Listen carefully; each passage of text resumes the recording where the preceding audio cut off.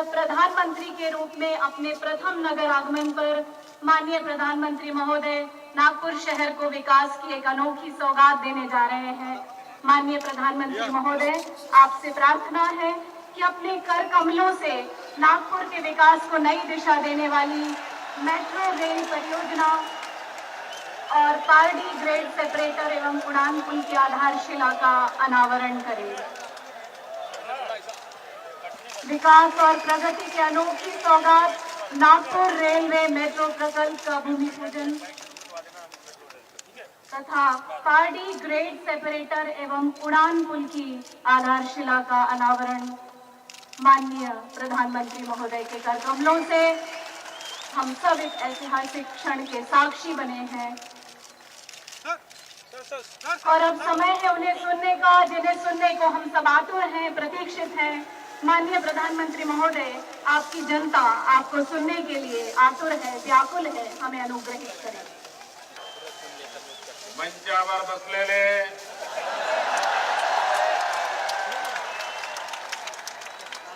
राज्यपाल श्रीमान के शंकर नारायणन जी,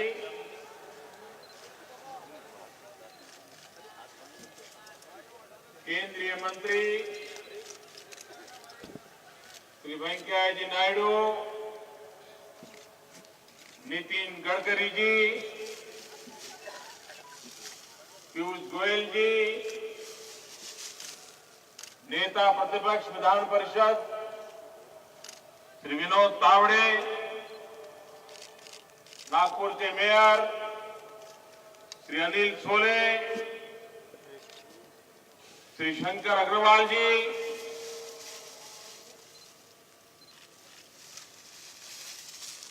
बंधू भगिनी सर्वांना माझा नमस्कार।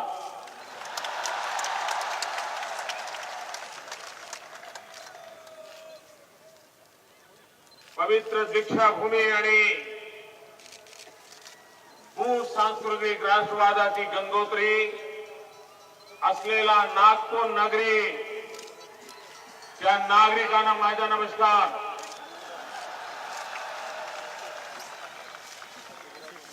ही संतरा नगरी आहे।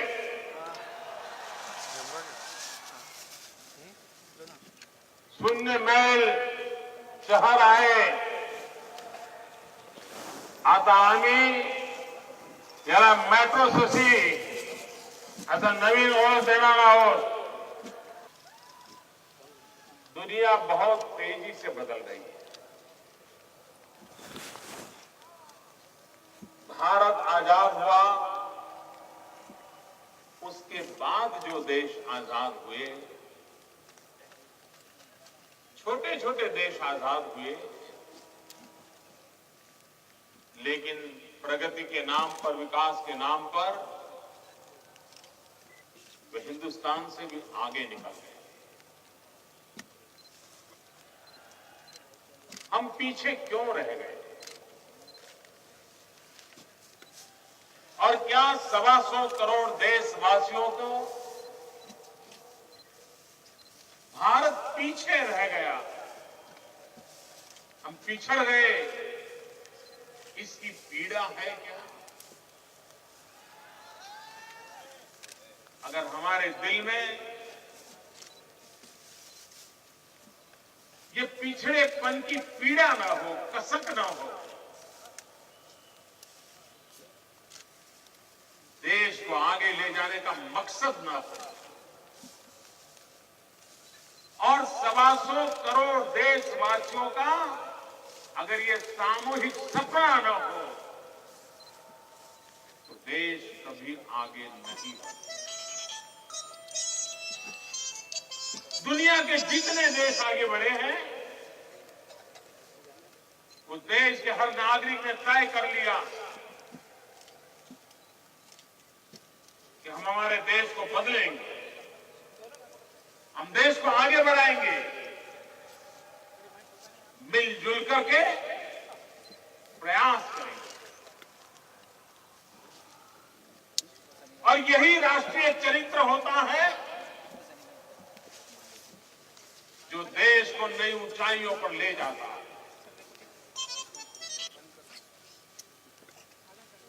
हिंदुस्तान आजाद हुआ, ये देशवासियों की ताकत के कारण हुआ। इस देश के कोटि कोटि जन कष्ट झेलने को तैयार हुए, अंग्रेजों से मुकाबला करने के लिए तैयार हुए, आजादी की ललक जगी और परिणाम ये आया कि अंग्रेजों को जाना पड़ा।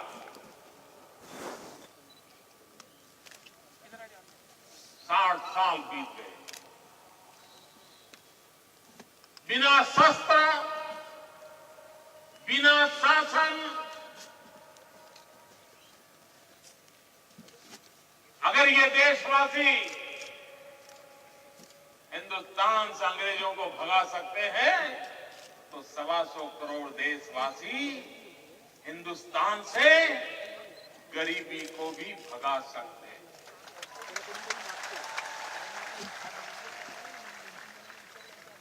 जिस मिजाज से हम आजादी का जंग लड़े, जिस ताप, तपस्या, बलिदान से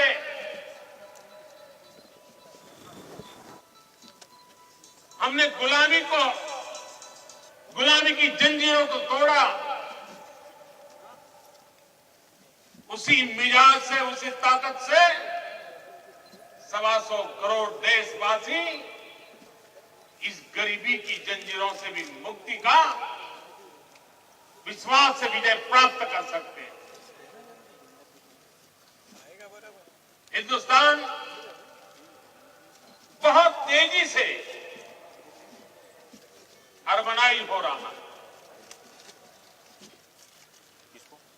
बहुत तेजी से शहरीकरण हो रहा है।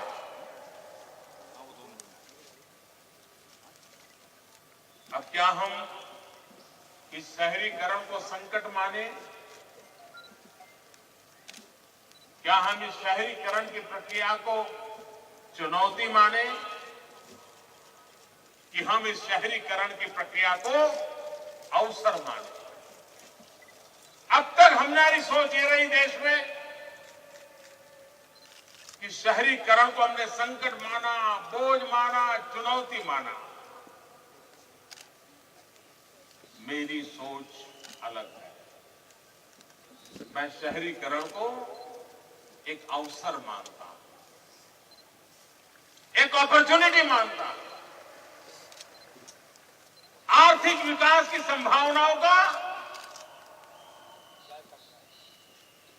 केंद्र बिंदु मानता हूं।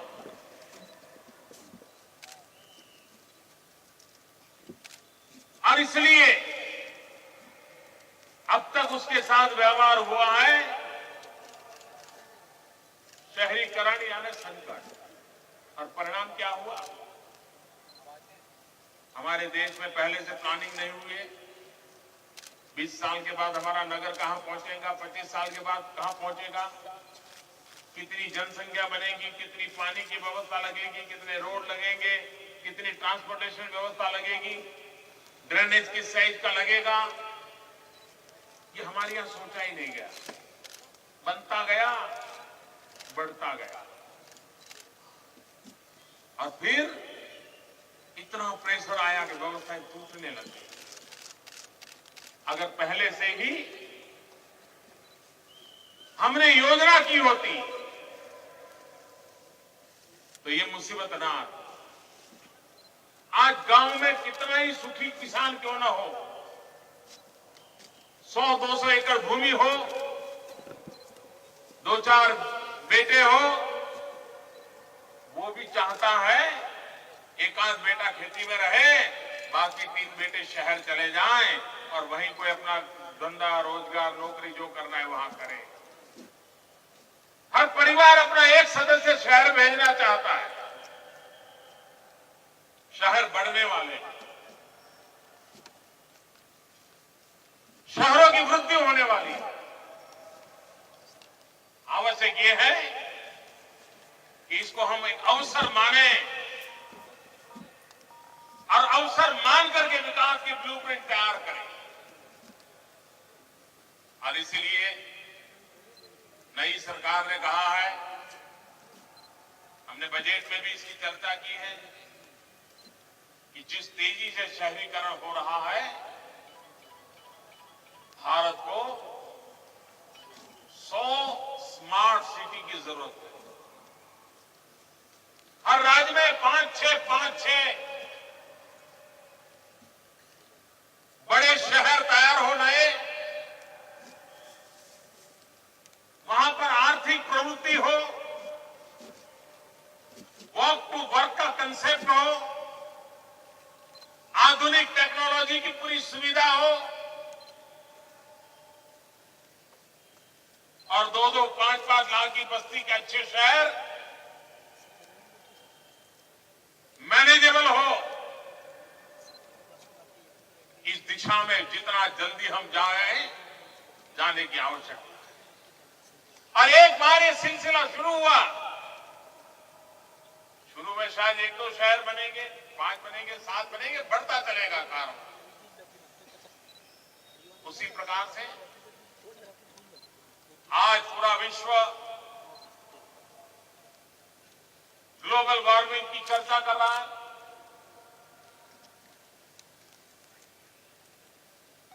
एनवायरमेंट की चिंता हो रही है। मानव जात के कल्याण, प्रकृति से संवाद, प्रकृति से संघर्ष नहीं, ये भारत की विशेष संस्कृति रही है, हमारी रगों में है। हम वो लोग हैं जो पौधे में भी परमात्मा देखते हैं, नदी में मां देखते हैं, पर्वत में पिता नजर आता है। हम प्रकृति को प्रेम करने वाली परंपरा के विरासत के धनी हैं। हमें दुनिया के किसी देश से प्रकृति प्रेम के पाठ पढ़ने की आवश्यकता नहीं है, ये हमारी रगों में है। लेकिन बदलते हुए युग में, सुख सुविधा के बीच, बदलती हुई टेक्नोलॉजी के युग में, ये पर्यावरण की रक्षा भी हम सबकी नैतिक जवाबदारी बनती है। और इसीलिए ट्रांसपोर्टेशन के क्षेत्र में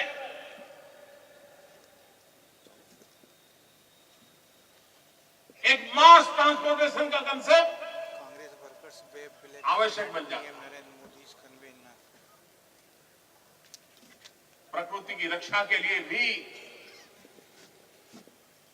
हर कोई अपना स्कूटर चलाए, हर कोई अपनी गाड़ियां चलाए, तो ट्रैफिक की भी समस्याएं, पर्यावरण की भी समस्याएं, अगर उससे मुक्ति देनी है तो एक साथ हजारों लोग ट्रैवलिंग कर सके, ऐसी व्यवस्थाओं को विकसित करना अनिवार्य हो गया। और उसी के तहत बड़े शहरों में कम खर्च में, तेज गति से, पर्यावरण को नुकसान किए बिना सामान्य से सामान्य व्यक्ति उसकी यातायात की व्यवस्था हो, उसमें से ही मेट्रो रेल का कंसेप्ट विकसित हुआ। जिस तेजी से नागपुर आगे बढ़ रहा है, पूरे विदर्भ की आर्थिक प्रवृत्ति का जो केंद्र बना हुआ है, उसको देखते हुए नागपुर में भी ये मेट्रो रेल की आवश्यकता है। और इस मेट्रो रेल की पूर्ति के लिए भारत सरकार ने नागपुर को प्राथमिकता दी है और उस प्राथमिकता के तहत नागपुर बहुत ही जल्द नागपुर के नागरिकों के लिए मेट्रो ट्रेन की सुविधा मिल जाएगी। इतना ही नहीं, इन दिनों मेट्रो रेलवे ये स्टेटस सिंबल भी बना हुआ है। एक प्रकार से शहर की पहचान के साथ रेल जुड़ गई है।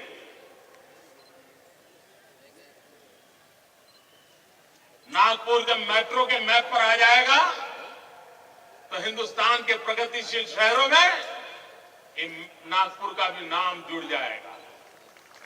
आधुनिक शहर में नागपुर का नाम जुड़ जाएगा और इस दिशा में हम प्रयास कर रहे हैं। और भी एक बात है, हम शहरों का विकास इस रूप में करना चाहते हैं। हम शहरों को किस दिशा में आगे ले जाना चाहते हैं। मैंने 15 अगस्त को लाल किले से एक बात की विस्तार से चर्चा की है और मैं नागपुर के मेयर अनिल जी को बधाई देता हूं। उन्होंने स्वच्छता की ओर नागपुर के लोगों की भागीदारी से कई नए नए कदम उठाए हैं। मैं नागपुर 50 बार आया हूं और हमेशा नाग नदी का दृश्य देखकर के पीड़ा होती। अब वो उसको सफाई का काम भी कर रहे हैं, मैंने सुना है। ये हमारी अपनी संपत्ति है। मैंने 15 अगस्त को कहा था 2019 में महात्मा गांधी 150वीं जयंती आई। महात्मा गांधी ने हमें आजादी दी। हम तय करें हम महात्मा गांधी को कैसा हिंदुस्तान देंगे।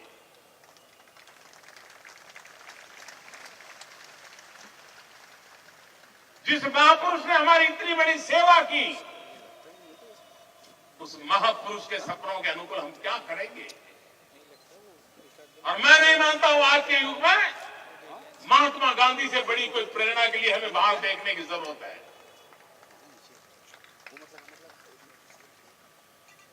महात्मा जी को स्वच्छता प्रिय थी और वे स्वच्छता के आग्रही थे।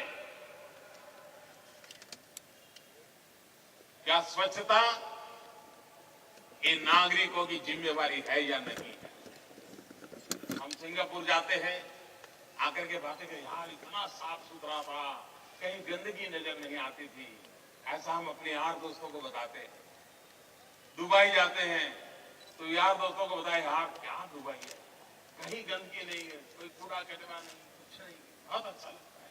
अच्छा लगता है ना नागपुर वाले, अच्छा लगता है ना। सिंगापुर आपने साफ सुथरा देखा है नहीं देखा? दुबई साफ सुथरा दिखता है नहीं दिखता है? वहां किसी को गंदगी करते देखा था क्या? कोई नागरिक कूड़ा कचरा फेंकता हुआ देखा था क्या? कोई पान खा करके पिचकारी लगाते देखा था क्या? ये जिम्मेवारी हमारी नहीं है क्या? अगर हम तय करें हम गंदगी नहीं करेंगे तो कोई म्युनिसिपल कॉर्पोरेशन की ताकत नहीं है नागपुर को गंदा कर सके। कोई सरकार गंदा नहीं कर सकती अगर जनता तय करे कि हमें साफ सुथरा रखना है। इस मिशन के तहत एक सपना मेरे मन में चल रहा है। हमें देश के 500 नगर को पसंद करके उन 500 नगर में, जैसे यहां फ्लाईओवर की कल्पना हो रही है, मेट्रो की कल्पना हो रही है, हाउसिंग स्कीम की कल्पना हो रही है, ये जरूरी है। स्मार्ट सिटी जरूरी है, होने वाला है, करना भी चाहिए। लेकिन मैं एक और काम की ओर ध्यान देना चाहता हूं। पूरे देश में 500 नगर, महानगर हो, छोटे नगर हो, मेट्रो सिटीज हो, नगर पालिकाएं हो, पूरे देश में से 500 पसंद करें और पब्लिक प्राइवेट पार्टनरशिप मॉडल पर सॉलिड वेस्ट मैनेजमेंट और वेस्ट वाटर ट्रीटमेंट,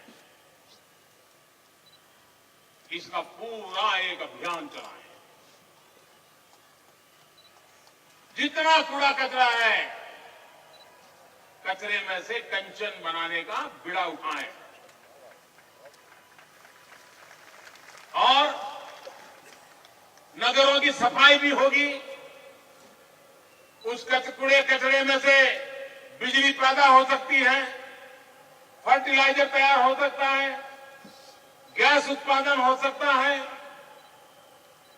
ये वैल्यू एडिशन करें हम कूड़े कचरे पर।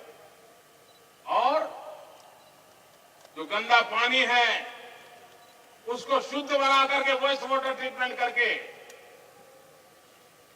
जो नगर होते हैं, नगर के अड़ोस पड़ोस के जो गांव होते हैं, वो ज्यादातर सब्जी की खेती करते हैं, क्योंकि शहर में उनकी सब्जी बिक जाती है।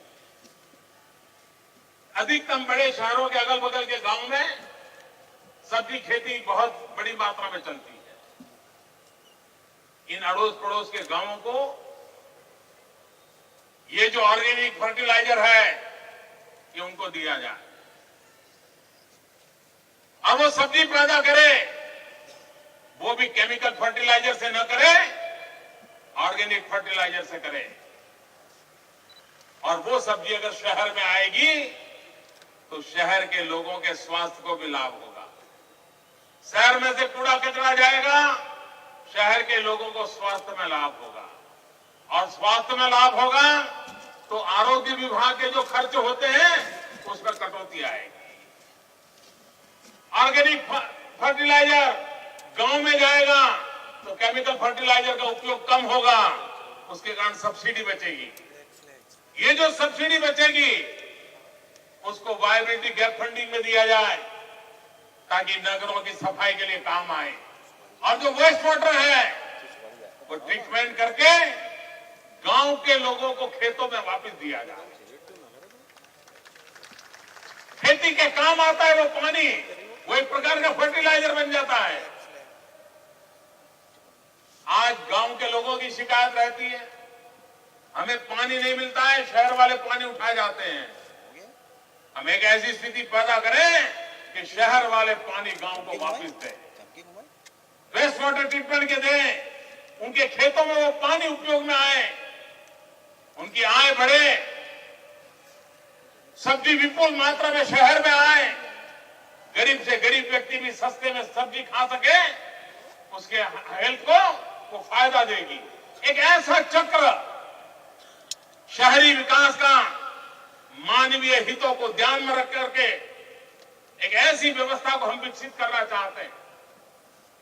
अगर 500 नगरों में आने वाले दिनों में बहुत बड़ी मात्रा में इस काम को करने वाले प्राइवेट लोग आए, पब्लिक प्राइवेट पार्टनरशिप मॉडल पर हो, ये विन विन सिचुएशन का काम है। और एक बार नगर में सफाई हो गई तो बीमारी का नाम और निशान नहीं रहता है, शुद्ध पानी पीने को मिलता है, जीवन में बदलाव आना शुरू होता है और इन शहरों के जीवन को बदला जा सकता है। और इसलिए भाइयों बहनों, आज जब नागपुर शहर में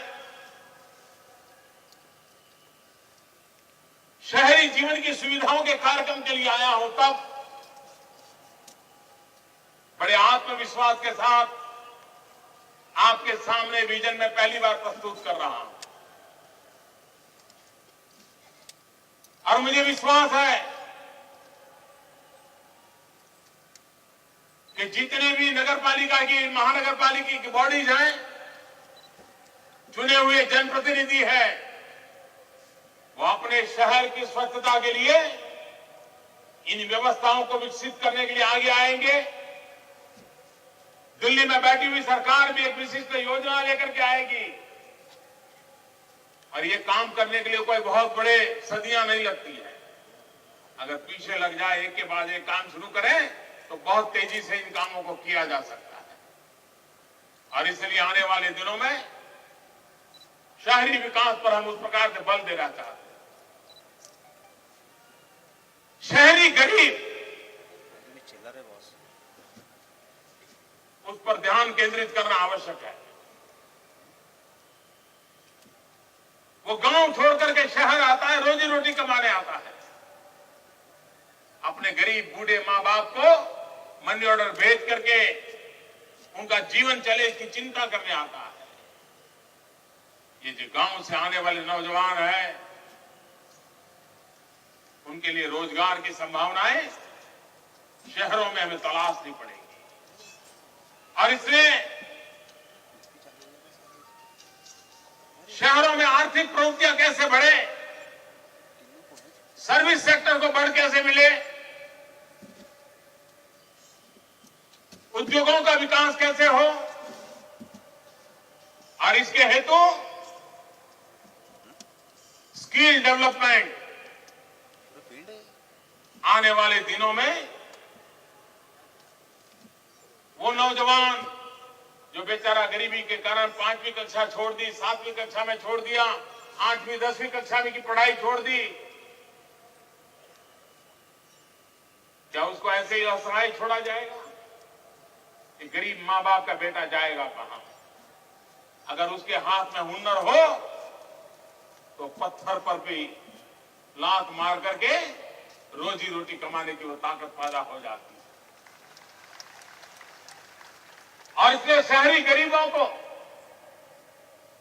स्किल डेवलपमेंट का अवसर मिले, उसके हाथ में हुनर हो, वो अपने आप रोजी रोटी कमाना शुरू हो जाए। आज शहरों में एक तरफ बेरोजगार लोग हैं और दूसरी तरफ अगर आपको घर में प्लम्बर चाहिए, प्लम्बर नहीं मिलता है, ड्राइवर चाहिए, ड्राइवर नहीं मिलता है, कुक चाहिए, कुक नहीं मिलता है, चौकीदार चाहिए, चौकीदार नहीं मिलता है। एक तरफ बेकार लोग हो और दूसरी तरफ आपकी आवश्यकता की पूर्ति न हो, ऐसी कैसी व्यवस्था? और इसलिए जो आवश्यकता के अनुसार इन नौजवानों का स्किल डेवलपमेंट हो ताकि उनको रोजगार मिल जाए, वो अपने पैरों पर खड़ा हो जाए, बलबूते पर खड़ा हो जाए, और इसलिए रोजगार की संभावनाओं को शहरों में गरीब जो रहते हैं उनके लिए बहुत बड़ी आवश्यकता है। गांव में अगर कोई गरीब है, गांव का स्वभाव है, गांव उसको संभाल लेता है, लेकिन शहर में कोई किसी को पहचानता नहीं। फ्लैट में बगल वाले को भी नहीं जानता है। ऐसी स्थिति में एक नए स्वरूप में समाज की चिंता करने की आवश्यकता हुई है। शहरी गरीबों की तरफ विशेष ध्यान देने की आवश्यकता खड़ी हुई है। और उस दिशा में ये नई सरकार कुछ न कुछ करने के लिए संकल्पबद्ध है। भाइयों बहनों, देश भ्रष्टाचार के कारण बहुत परेशान है। भ्रष्टाचार ने देश को तबाह करके रखा है। अगर हम सब तय करें तो ये भयंकर से भयंकर बीमारी भी जा सकती है। आप मुझे साथ दीजिए भाइयों बहनों, आप मुझे साथ दीजिए। ये क्यों सहन करें हम? 60 साल हुए देश लूटा गया।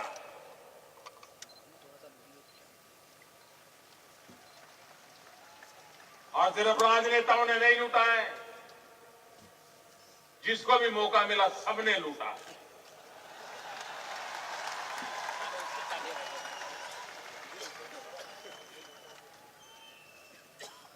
और उसके कारण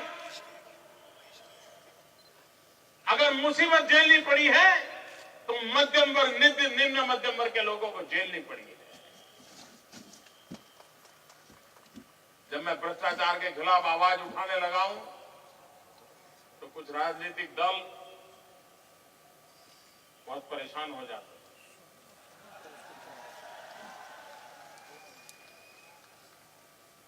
अब आप मुझे बताइए, मुझे कुछ राजनीतिक दलों की खुशी के लिए काम करना है कि आपकी खुशी के लिए करना है?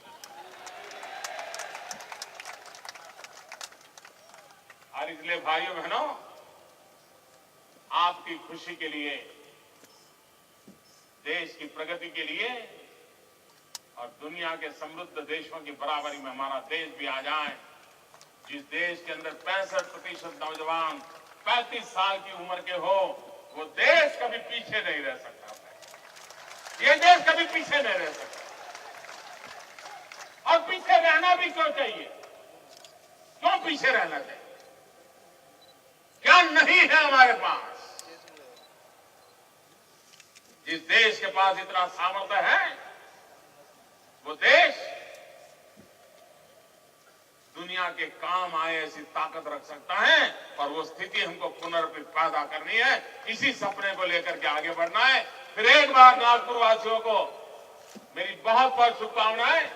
बहुत ही जल्द मेट्रो ट्रेन दौड़ने लग जाए, फ्लाईओवर बन जाए। नितिन जी ने जो बीड़ा उठाया है, वो बीड़ा पूरा हो जाए, इसी एक अपेक्षा के साथ मेरे साथ बोलिए, भारत माता की। ऐसे नहीं, नागपुर में आया हूं तो दोनों मुट्ठी बंद करके पूरी ताकत से बोलिए, भारत माता की, भारत माता की, भारत माता की।